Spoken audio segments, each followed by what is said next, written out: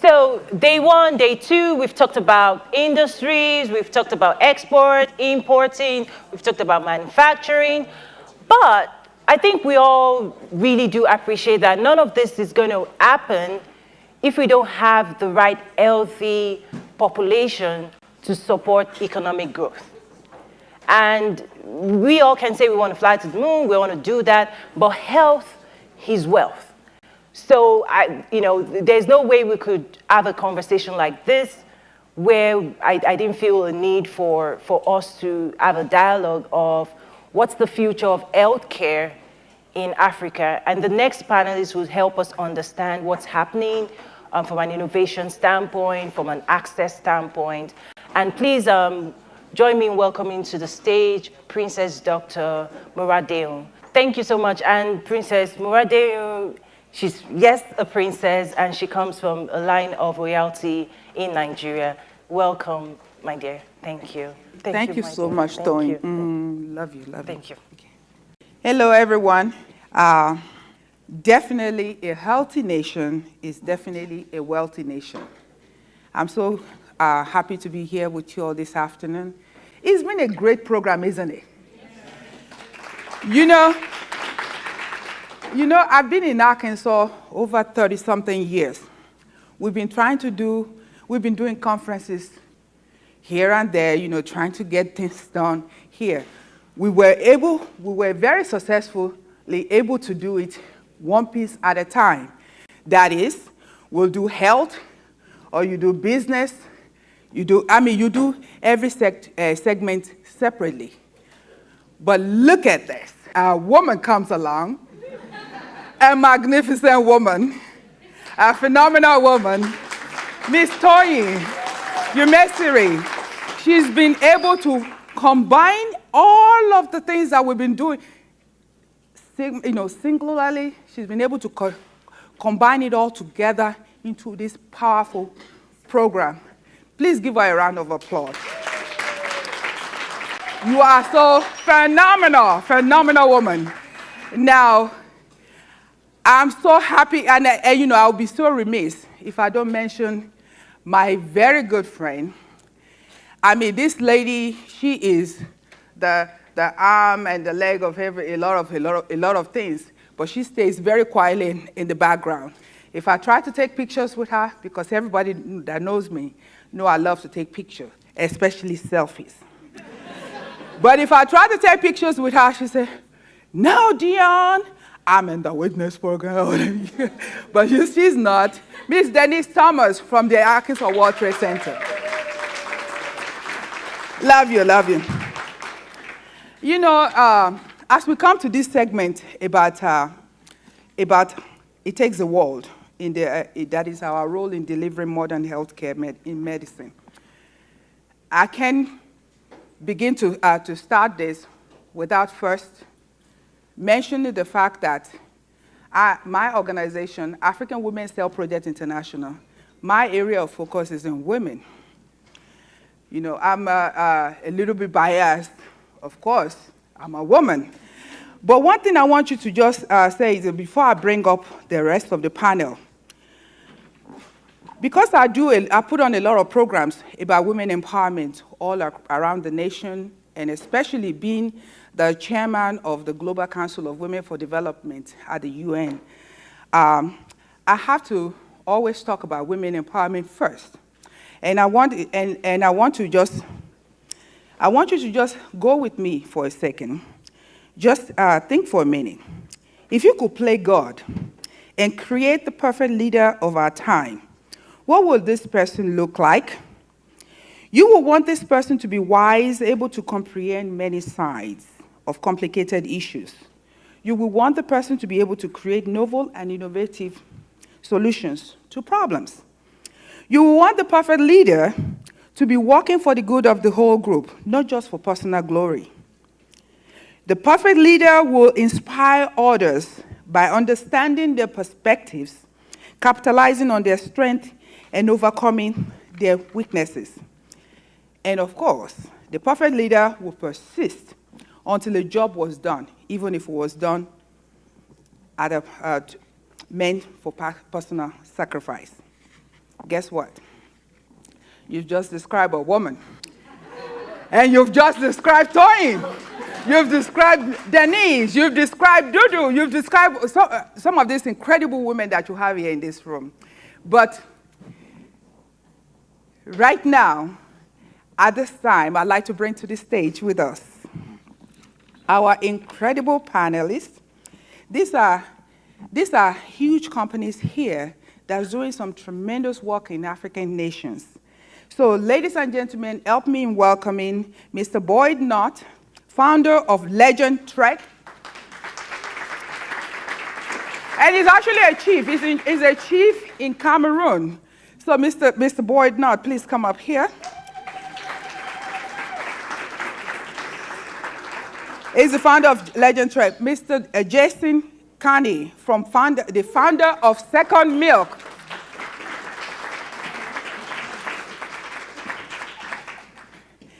And Dr. Adeniyi Osamiluyi, founder and CEO of Premier Medical System in Nigeria. Thank you. Thank you. Okay. Welcome, gentlemen. Thank you so much. Now, we're here, discussing about health, because we know that a healthy nation is a wealthy nation. When you look at, even when they're talking about developing countries or developed countries, one of the major significant difference between the two are the access to healthcare for the people in their community. Before we start, I'd like for each of us to actually talk about different organizations and what we do. And I'm going to start from Dr. Adeniyi. So. All right. Thank you so much. My name is Osamiluyi. I graduated as a medical doctor. I used to practice until about 5 years ago. Due to a couple of reasons, frustration with the system and everything, I left my job. I've always been passionate about technology. I learned programming, and I built a social network of doctors in Nigeria. While I used to work, I worked in a lot of isolated areas, and there were times, I wanted second opinion and things like that, and I wasn't getting it. And I felt it was, and I've always been passionate about technology, so I built a social network of doctors, and that, fast forward to 5 years, it has grown to 11,000 Nigerian doctors. It's the biggest social network for doctors in Africa. Thank you. I also do work in the area of maternal and infant mortality. We built a mobile technology platform. It leverages mobile technology to deliver stage-based messages to expectant and new mothers. So pretty much like a what to expect when you're expecting, however, leveraging mobile technology, which is appropriate technology in Africa. Thank you. I feel like that I missed the memo today, the fact that I'm a man, not a woman, and then also what I'm wearing. So, next year. We'll get you your dashiki. Yes, remind me. I'm Jason Carney. I am the Vice President of Global Sales for Blue Sun Vacations here in Northwest Arkansas. I reside here in charge of sending folks to Africa most of the time for the first time.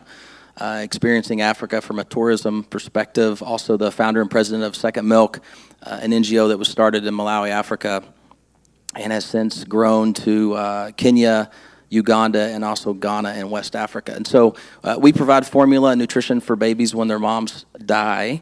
I'm sure that most of the people in this room that don't live here in the United States have probably been touched by a similar story, in your country, in your village, where your family comes from. And so, we come alongside these families. Our priority is to allow children to stay with their biological families and not be sent into an institution. And we do that by obviously providing the nutritional needs that they have. We also create sustainable protein projects, a lot of what Donnie Smith and the guys at Tyson had talked about, and One Egg as well with Ms. Huffman. We do a similar type of thing with small chicken houses as well as piggeries in the same villages that our children are coming from, so we can provide local protein and local jobs.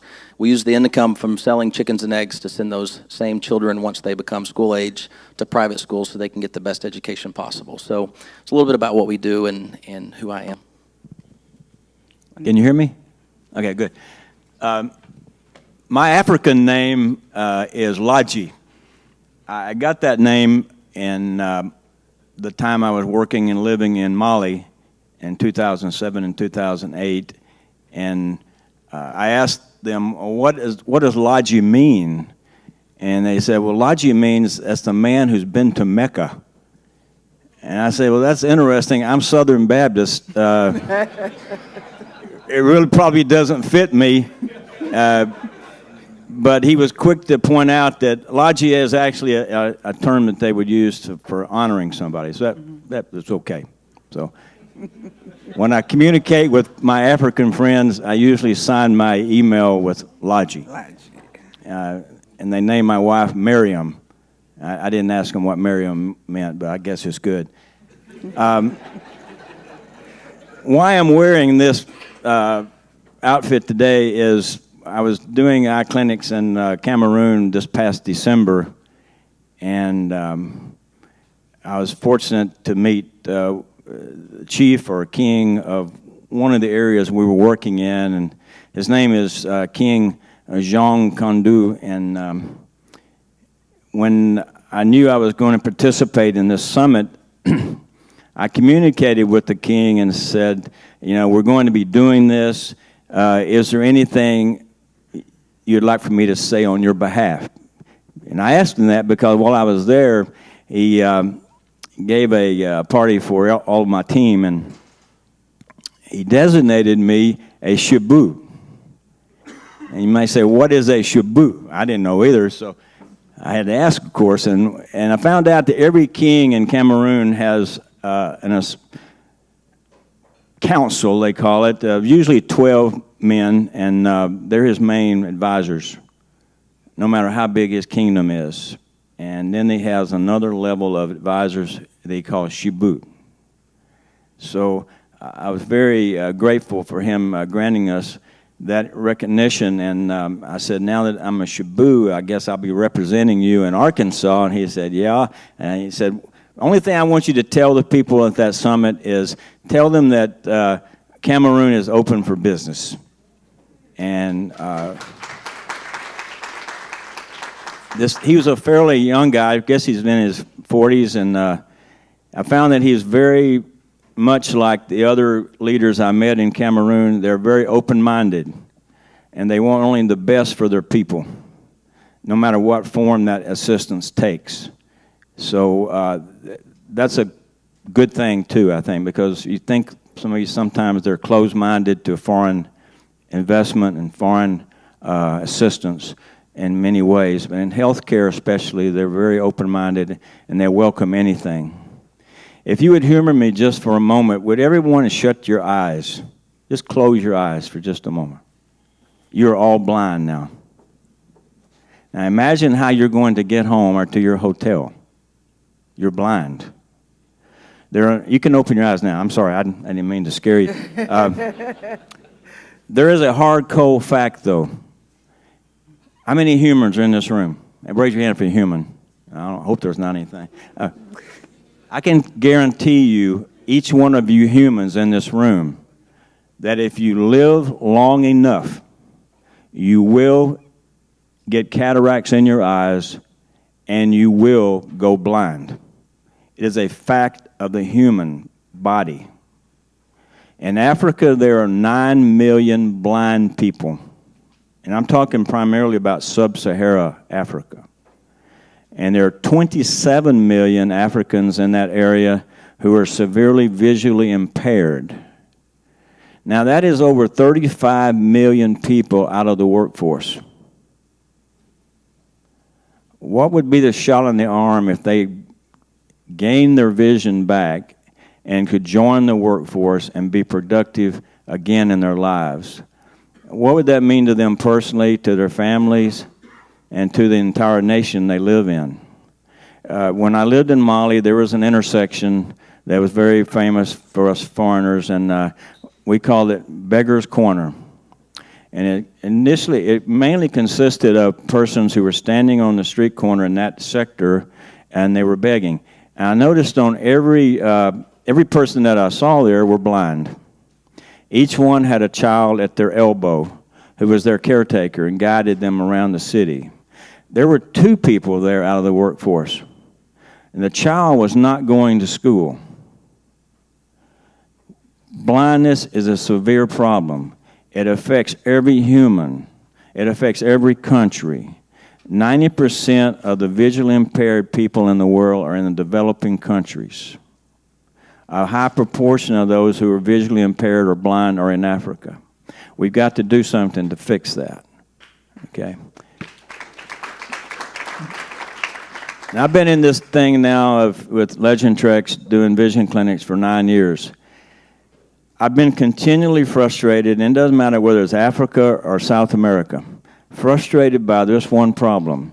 I can go to the communities or villages, and we can screen their eyes. We can give them near vision assistance with readers, but I see so many who have cataracts or other visual impairments that I can't fix. And believe it or not, I can tell them 50 miles away, I have an ophthalmologist who can cure your blindness. It will be free. It won't cost you anything. Will you go? Initially, they say, yeah, sure. 99% of them never go. And you say, why? They would have sight, and it costs them nothing.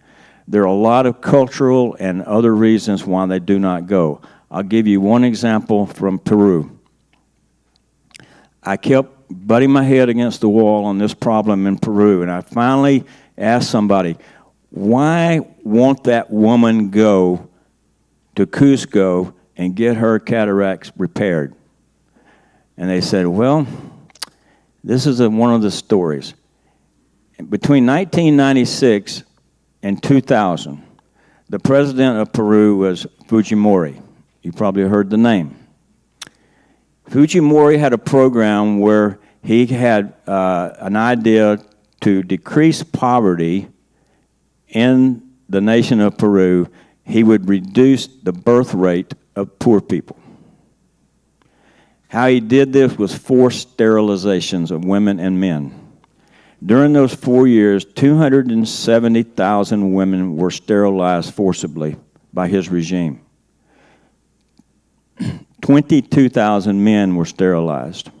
So they said, boy, here's the problem. You say you will take them to Cusco to have free eye care. They have very bright memories of when they were told, we will take you to Cusco at no cost and give you health care. Wow. And resulted in sterilizations. That's very strong in their memory. So I'm just saying, even in Africa, there are severe reasons why people are not getting care. Wow. The big problem in Africa, and this is true in all the developing countries, the problem is this. The World Health Organization says that you should have at least 5 ophthalmologists per million people. And that's not very many. In Africa, the number is less than 1 per million. Wow. In Mali, it was my first exposure to this problem. Mali at the time had 13 million citizens. There were 4 ophthalmologists in all of Mali. So in other words, there were only 4 doctors who could do cataract surgery. 3 of those doctors lived in Bamako, the capital city. That left 1 ophthalmologist for 12 million people. So you wonder why so many cases of blindness in Africa. We've got a big problem. I finally had a light come on in Cameroon in December about one of the solutions to this availability. There's such a problem getting the patient to the doctor. I said, we're going to reverse that. We'll take the doctor to the patient. And I came across a model that we're trying to pursue in Cameroon, possibly Nigeria, where we have a mobile eye hospital. Started in Armenia with the Armenian Eye Care Project. They've got an 18-wheeler. Took it to New Hampshire, had it turned into a mobile eye hospital. It's called the Armenian Eye Care Project. It's been operating in Armenia now for 12 years. It's very successful. Africa needs that. Yes, yes. So, Boyd, I think you're about to get the music on you. yeah, I hear music. I'm Yeah, sorry. yes. I get started talking So- about eye care and I can't shut up. That's understandable. That's understandable. Now, one of the things I'm one of those, I think yesterday we had a lot of conversation going on about Africans that came over here and stayed. And just like Toyin, I was one of those. I came to Little Rock, Arkansas, actually, to go to University of Arkansas at Little Rock in 1985. And I stayed. So, but one of the things I wanted to mention about with the organization, I'm the founder and CEO of the African Women's Health Project International.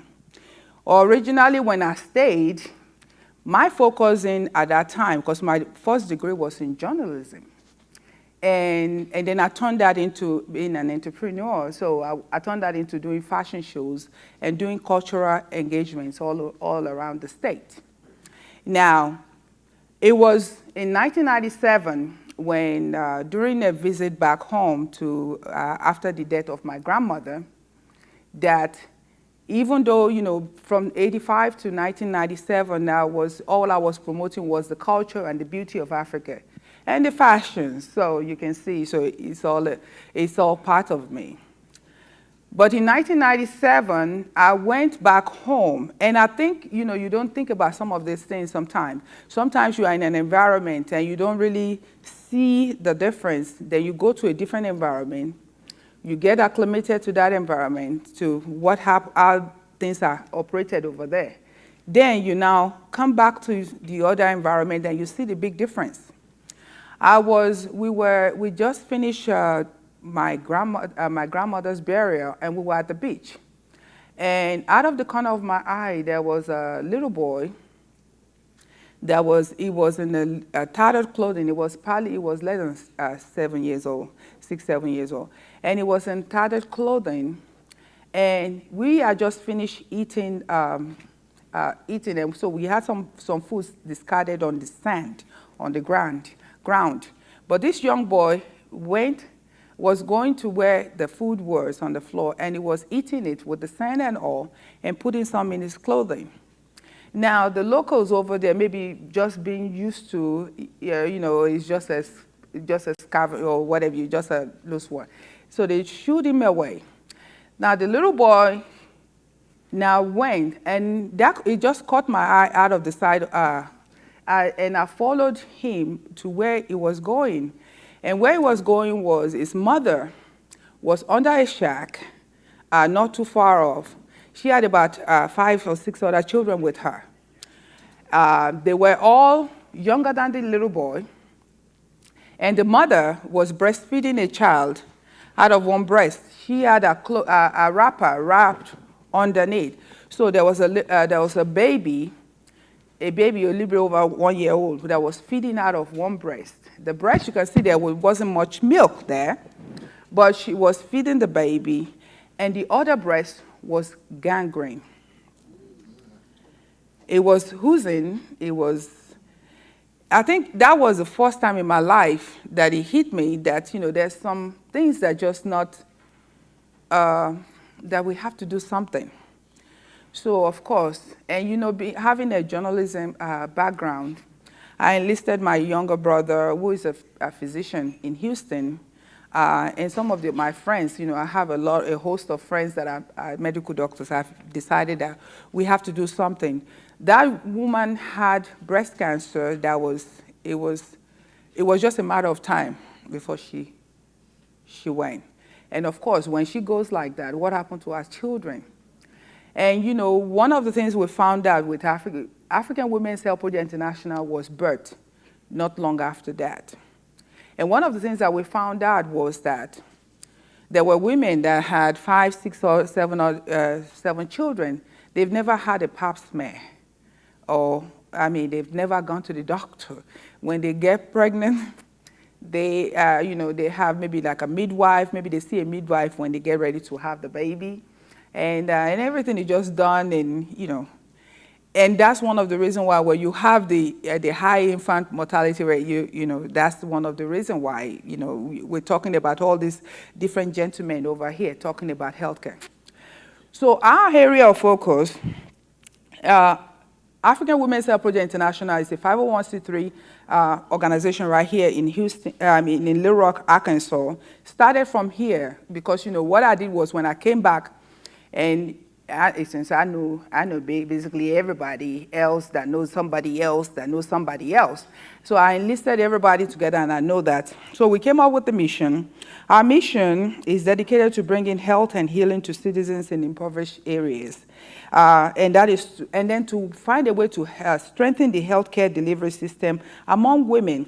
And of course, most importantly, to be able to procure medical and surgical supplies and equipments for donations to medical facilities in the different areas that we go to. And we do this by actually going on annual medical mission to different African nations. We have one set up to go in March of 2019.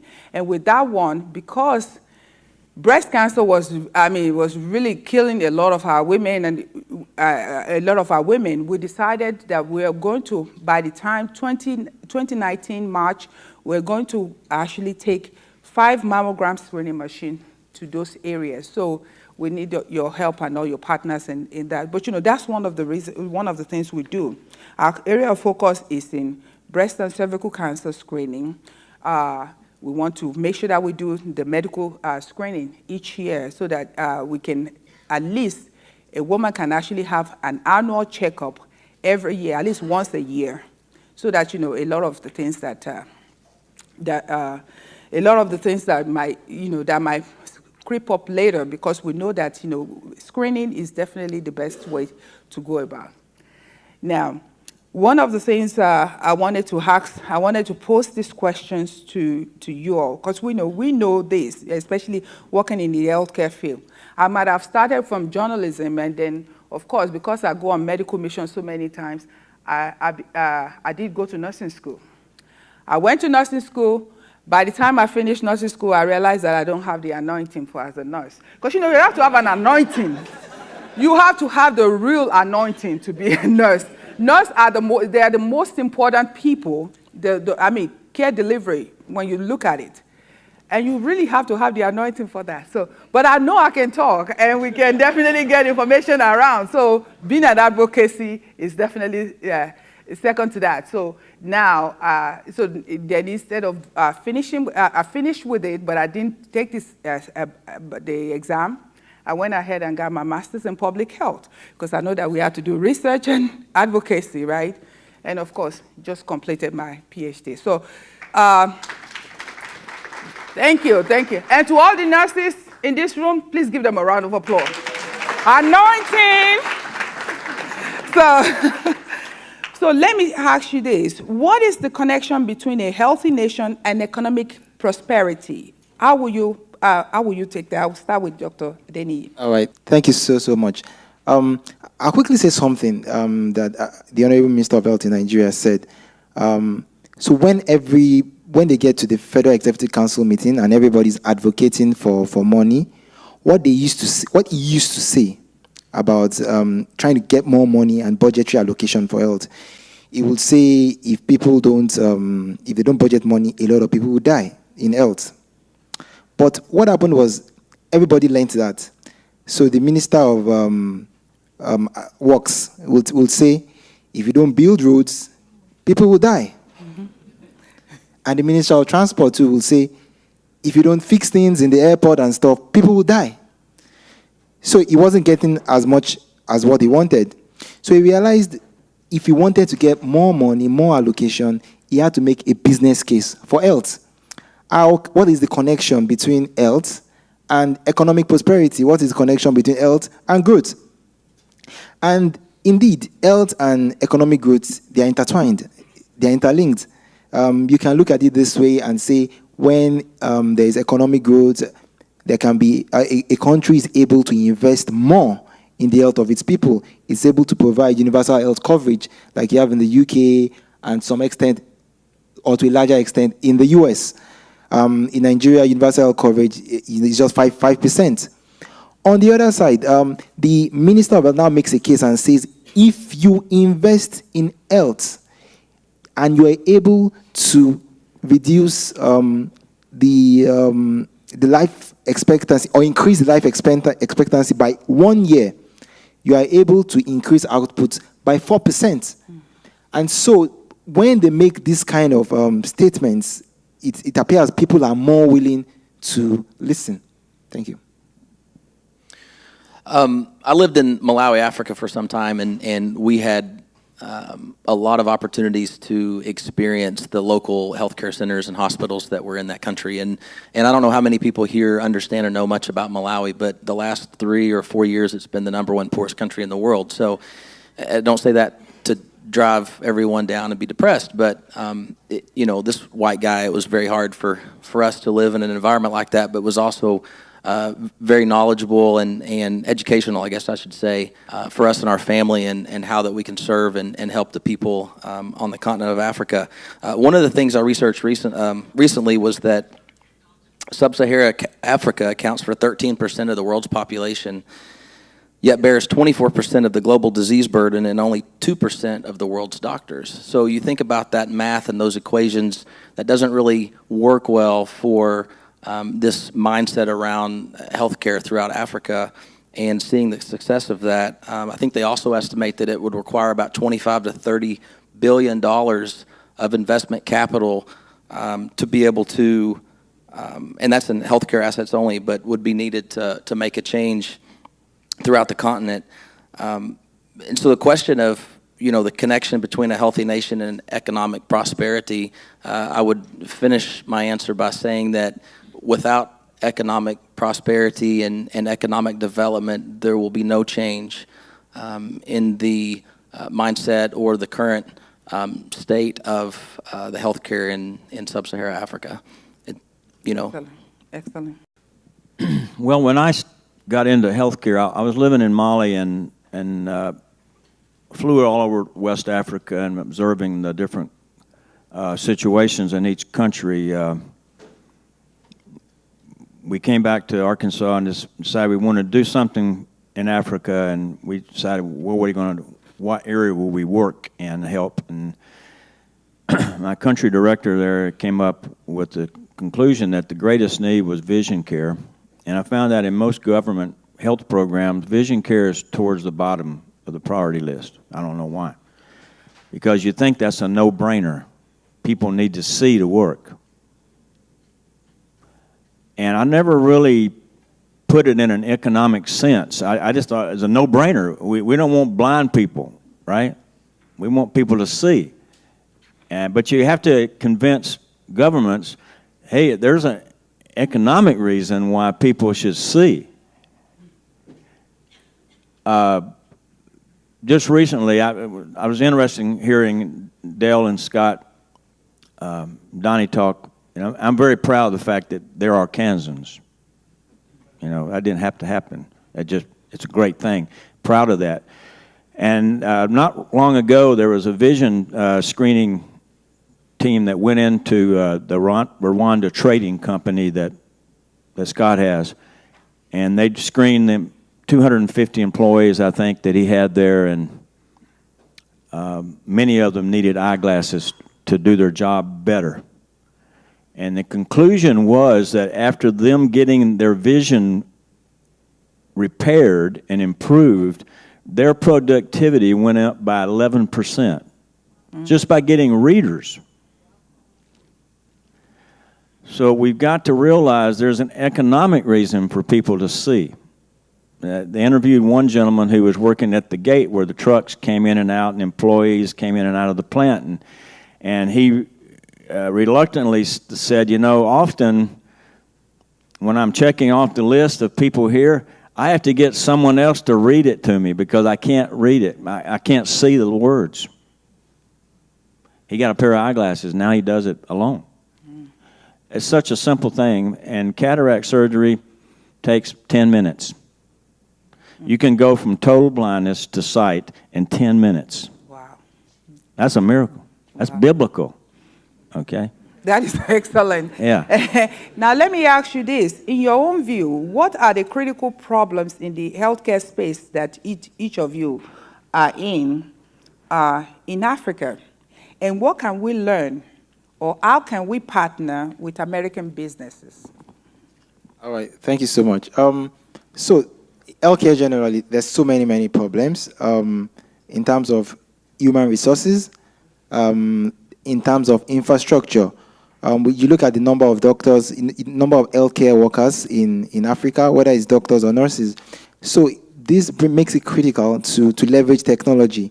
How can we increase access to quality care, leveraging technology? That makes telemedicine important. For example, in Nigeria, WHO says a doctor to 600 people.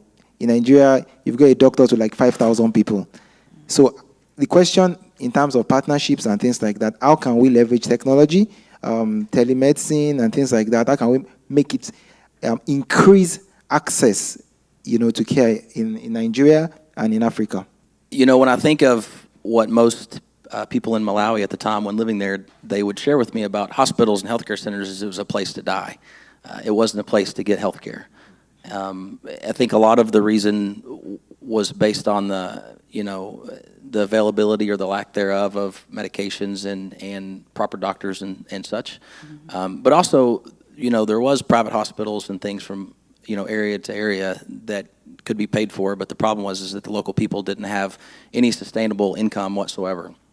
And so, you think about from a Second Milk perspective and how do we get involved. I think that, our take on how we help is we're helping give life. If we did not do what we did, there would be thousands of babies that would be dead. And so if you don't have people, there's really no need for health care. So we're trying to raise up a new generation of leaders that are educated and the proper nutrition has been given to them to where they can be leaders of change in the future. Just in 3 years, in February, we had given just over, I guess, our 1 millionth bottle of formula. And so, you think about numbers, and we throw a lot of statistics out here, but 1 million baby bottles is not a small task in such developing areas. And so, I think that a lot of what was talked about yesterday was trust, and a lot of at least within the space of NGOs and nonprofits that are working directly with the local people, I think from a perspective of American business and the trust or the idea of not having trust or not having knowledge of how to do work in Africa, I think there's a bridge there that would allow American businesses to close the gap on being able to do work and provide sustainability in Africa. Okay, excellent.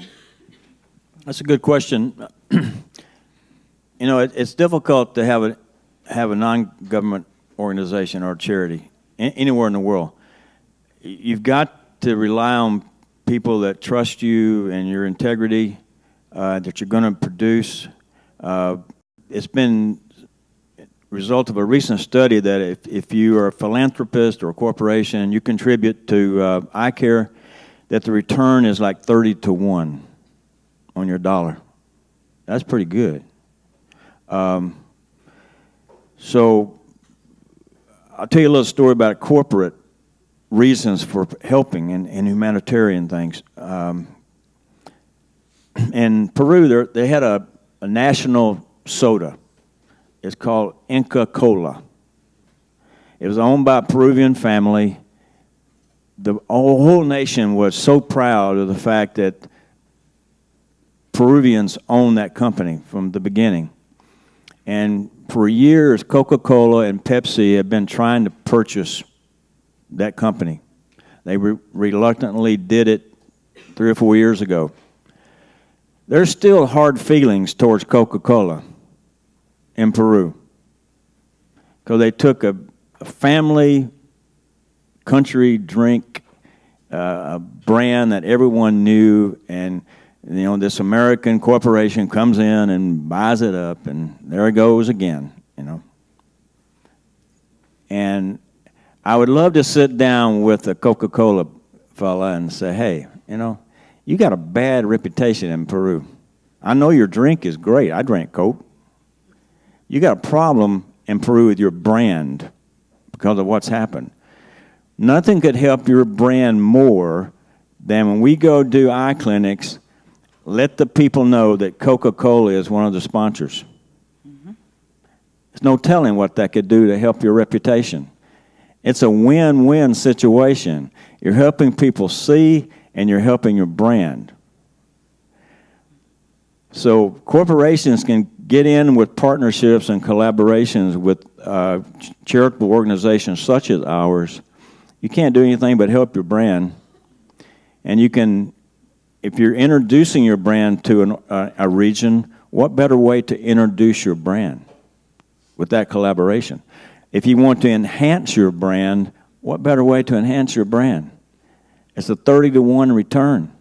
I mean, can't businessmen see that? I don't think they think about it that way. That is so awesome. Because, and that brings me to the next question, which is, how should American development partners, that is we heard from the USAID just earlier today, or Bill and Melinda Gates Foundation, or the Clinton Health Initiatives, UNICEF, and business partners, how can they support African NGOs and private sectors in private sector healthcare players all across the world? How do you see that? Yeah.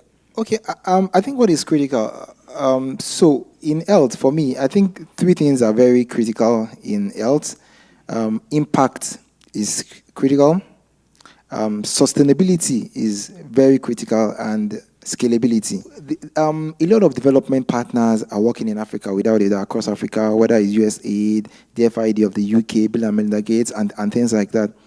What I will say to them, and potentially businesses too, it's important to partner with both the private sector and the NGO, because, okay, so I work mainly as a private sector player. What I think the private sector brings to this is they bring innovative business delivery service delivery models. It's key for programs to be sustainable. Yeah, you can do this somewhere. You can run these pilots in a particular town, but how is that program sustainable? And I think that is something that the private sector is good at, sustainability. Also, it's important that you don't use this, when you come in with so much capital, you don't crowd out the private sector. So, for example, the private sector is working in maternal health and has brought out something that is sustainable, and you come with all the money and you make it free. So nobody's going to patronize the people in the private sector. So you've got to look at how you can create a balance. Yes, Africa wants aid, but we have to look at how can we make it sustainable. And I think it's key. The NGOs are doing fantastic, unbelievable work. They are going where the government won't go, yeah? But you've got to look at how you can create a balance, NGO and private sector. Thank you. I have a quick story to tell based on your comments about Coke. One of my first trips out of the country of the United States was to Haiti, and this was 10 or 12 years ago. And I remember, it was 104 degrees or, 40 plus degrees for the Celsius. It was very, very hot, and I was sweating a lot. And a lady walks up with a cooler on the top of her head, and she opens it up, and it had a block of ice in it and Coca-Cola. And I thought, well, if Coca-Cola can touch the ends of the earth, then there's opportunity. And so my perception was changed. And then I moved to Malawi, and I was a little bit addicted to Mountain Dew, which is back there in that cooler, and I've been not drinking Mountain Dew for a few years. I actually had one yesterday, so do not tell my wife. But when I made it to Malawi, I realized really quickly that all they had was Coke. And so I was a bit frustrated that Coca-Cola owned that market. But then I went to Tanzania, to Dar es Salaam, and I found a glass bottle of Mountain Dew. I really thought that I was in heaven, not the restaurant or whatever it was they were talking about yesterday, but I'm truly in heaven. And so I asked a lady if she would travel to Tanzania, pick me up 6 cases, so I was thinking there were 60 bottles. There was a little bit of a misunderstanding. I ended up with 300 bottles of Mountain Dew. But once again, it opened my eyes, and my perception had changed about Africa. And so, I think about, the different organizations, the larger ones, the Clinton Foundation, which I know is in Malawi. Bill and Melinda Gates Foundation also have been working working against AIDS and I believe malaria. most of those organizations want to make change in the continent, within the continent of Africa. I think that, when you look at me and how maybe I look a little different than the doctor to my left, most of those organizations are going to say, what do I know about making change inside of a country in Africa? And, you think about Second Milk and that perspective of how we help. It's not me. Everything is ran by Africans. Africa and Malawi, Kenya, Uganda, Ghana, those aren't my countries. I'm an American. I'm proud to be an American, but I'm also proud to say that I serve in another continent and in other countries with people that I love dearly.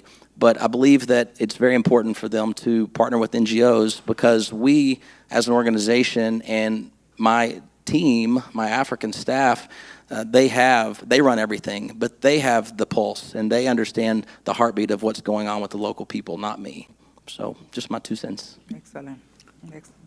When I was living in Bamako, Mali, we lived in kind of the international sector, I guess you would call it. And there were a number of NGOs that were present in that neighborhood. Either their employees living there or their offices were located there. You know what my initial impression of NGOs was? Yeah. They have some really nice white Land Cruisers. I never knew what they were doing. I knew they lived pretty well, and I knew they had these nice white Land Cruisers. And I said, man, they must be rolling in the dough, because they got all these Land Cruisers. I know what Land Cruisers cost over here.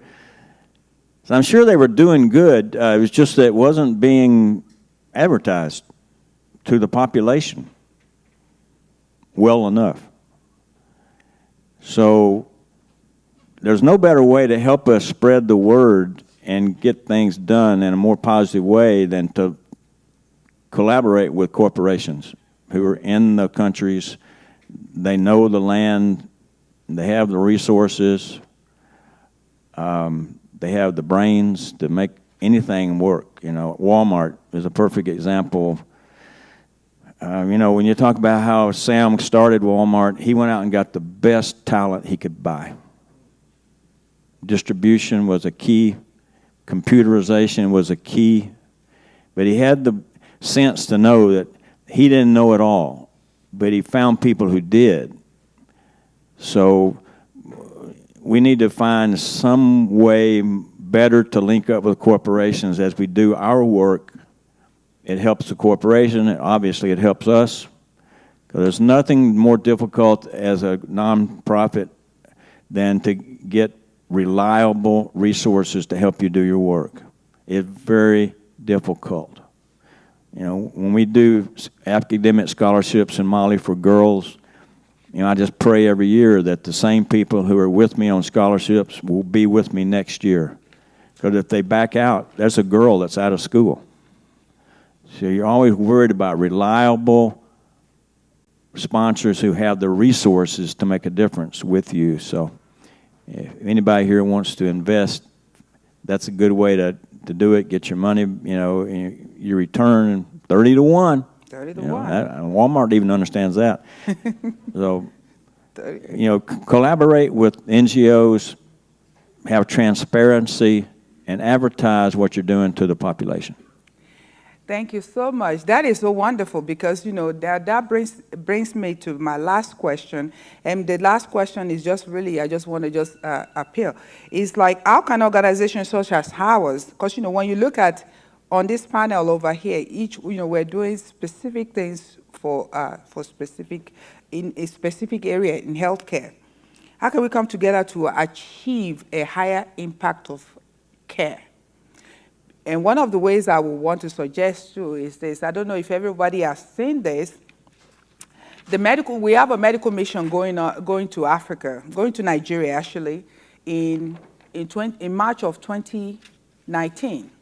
Now, I would like to invite each and every one of your organizations, to actually go on with us on this to the medical mission in Nigeria.